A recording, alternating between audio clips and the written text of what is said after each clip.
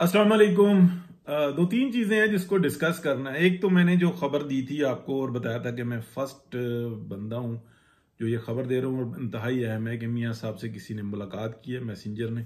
और ये तकरीबन कोई 10-12 दिन या 2 हफ्ते पहले की बात है। तो उसको फिर आप समझ लें कि कुछ उसके 3-4 दिन बाद, 5 दिन बाद जो ना ये खबर आई कि भाई मियाँ नवाज शरीफ कोई एक्टिव होने लगे हैं अपना सियासत के अंदर, कोई ऐसा होगा। यानी कि रोज़ों में ये खबर दी मैंने, और फिर उसके बाद ये सब कुछ हुआ। खबर ये एक ही है, लेकिन ये है कि हर बंदे के बताने का ना अपना एक अंदाज होता है। क्या मियाँ नवाज शरीफ एक्टिव हो रहे हैं सियासत के अंदर कोई ऐसी, यानी कि ये 6 जजों का जो लेटर का मसला है इसके अंदर फरीक बन रहे हैं? तो अभी तक मेरे पास तो कोई ऐसी इतला नहीं है, लेकिन ये मुझे जरूर पता है कि कुछ ऐसे जो सर्कल्स हैं, जो ताकतवर हैं, जो कैलकुलेट करते हैं, जो ताकत तो रखते हैं लेकिन ताकत से ज्यादा वो हकीकत पसंदी के ऊपर जो है ना चलते हैं। यानी कि पाकिस्तान की सियासत के अंदर वो सूरत हाल होती है कि जब फसल उगे तो काट लो उसको और फिर उसको छोड़ दो। तो जो इस जगह पे निकले हुए हैं कि क्या फसल उगेगी या कि नहीं उगेगी, चाचू क्या मामला संभाल सकते हैं, शहबाज शरीफ साहब उनमें इतनी अहलियत है? तो उसके ऊपर जो था ना ये सारी बात चल रही है। तो मियाँ साहब को जो मैसेज दिया गया था ये दिया गया था कि मियाँ साहब, ये वजारत उज़्मा की सीट आपकी बनती है, यानी कि, और मियाँ साहब ने सुनी, उस साहब की तरफ देखा और खामोशी। फिर दूसरी दफा उन्होंने दोहराया, फिर उन्होंने तीसरी दफा दोहराया। तो मियाँ साहब ने तीनों दफा उनकी तरफ देखा और अपने काम करते रहे। मीन्स देखने का सिर्फ ये होता है कि मैंने बात सुन ली है, अगर समझ ना आई हो तो फिर उसके ऊपर बात होती है कि क्या मतलब ये और वो कुछ भी एक्स वाई जेड। और जो मैसेंजर होता है ये उस तरह का मैसेंजर होता है जो दूसरे दर्जे का मैसेंजर होता है, जिसके पास सिर्फ ये अख्तियार होता है कि पैगाम पहुंचाओ। तो वो जाकर मीनिंग्स नहीं बताता, वो अल्फाज दोहराता है कि साहब ने ये बात कही है और ये अल्फाज बोले। और जो दूसरा मैसेंजर होता है जो पहले दर्जे का होता है वो उसमें सारी बात करता है, यानी कि अगर ये कर ले तो यूं हो जाएगा, ऐसी सूरत हाल है, उसके अंदर अपना भी बात करता है। तो ये यानी कि ये बड़ा खतरनाक होता है। ये होता तो दूसरे दर्जे का मैसेंजर है। तो अब मैं आपको बताता हूं कि पंजाब में क्या हो रहा है और फेडरल में क्या हो रहा है। पंजाब में एक परसेप्शन बेहतर होता जा रहा है, यानी कि मरीम नवाज शरीफ ने 16 रुपए की रोटी की है। बात कहने का जो इंसाना अगर आप देखें तो उसके ऊपर तनाज़ा बनाया गया बहुत सारी जगहों पे कि जी वो जो 4 रुपए हैं वो कैसे वापस होंगे, सिक्के तो अब चल ही नहीं रहे। अच्छा, 500 रुपए का थैले के पीछे जो इंसाना 18-20 किलो का जो थैला, उसके पीछे 500 रुपया फी थैला वजन कम हुआ है। तो वो जो घर में रोटी जा रही है उसके ऊपर तो डायरेक्टली फर्क पड़ रहा है। और जो पाकिस्तान के अंदर है वो ये यानी कि आज भी अगर आप देखें तो जो शहरी लोग हैं वो तो ये समझते हैं कि शायद तंदूर से रोटी लगती है, जबकि अपना जो गांव देहात है उसमें आज भी ज्यादा सर्कल इसी तरह से है कि आटा अपना बना लिया जाता है और लेकर जाया जाता है। तंदूर जो लगा हुआ होता है उस पर रोटियां लगवा के और फिर 1 या 2 रोटी वहां पे रख दी जाती हैं, यानी कि दे दी जाती हैं, या उसका मुआवजा तय होता है वो दे दिया जाता है।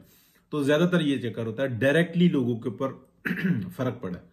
अब अगर कोई समझता है ना, जो शहरी लोग हैं, कि शायद गांव देहात के अंदर सबके पास गंदम होता है, तो सबके पास नहीं होता, महदूद लोगों के पास होता है। लेकिन हाँ, वो उसकी तकसीम उस तरह से करते हैं कि इधर से दाने ले लिए, उधर मकई दे दी, उधर से अपना दूध दे दिया। तो इस तरीके से ये सिस्टम चलाने की कोशिश करते हैं।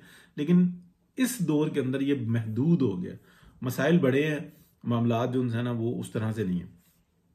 अब अगली बात करते हैं कि जो मरीम नवाज शरीफ जिस तरीके से एक्टिव हुई हुई है। देखें, एक बात को मैंने आपको पहले भी कई दफा बताया है, और मेरे जैसे लोग जो है ना उसमें कम है इस सर्कल के अंदर, कि चाइना से अमेरिका को जो डर है वो ये डर नहीं है कि उसकी टेक्नोलॉजी हमसे बढ़ जाएगी, वो सैटेलाइट्स हमसे अच्छी बना लेगा, वो एयर क्राफ्ट हमसे अच्छे बना लेगा, वो मिसाइल्स हमसे अच्छे बना लेगा।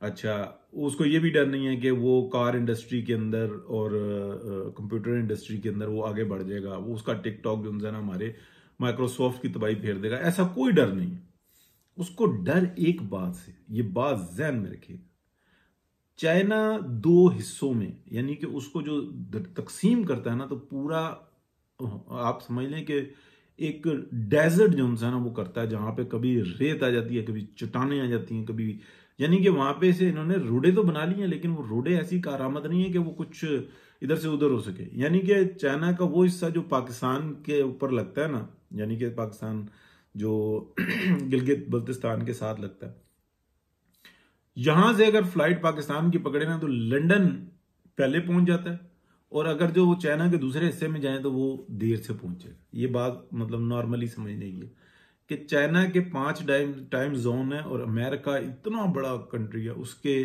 4 टाइम जोन है। ठीक है, तो ये बात आप समझें कि चाइना बहुत ही बड़ा है।